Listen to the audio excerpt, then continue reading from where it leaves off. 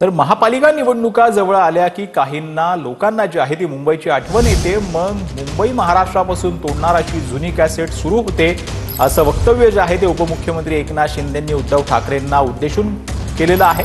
ठाकरेंची शिवसेना, पवारांची राष्ट्रवादी काँग्रेस, मनसे आणि इतर पक्षांच्या पदाधिकाऱ्यांचा मुंबईमध्ये हा शिंदेंच्या शिवसेनेमध्ये पक्षप्रवेश जो आहे तो झालेला आहे।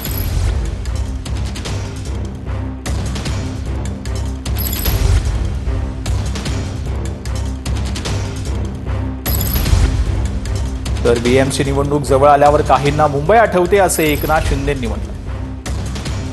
महापालिकेची निवडणूक आली की मुंबईकरांची आठवण काही लोकांना येते।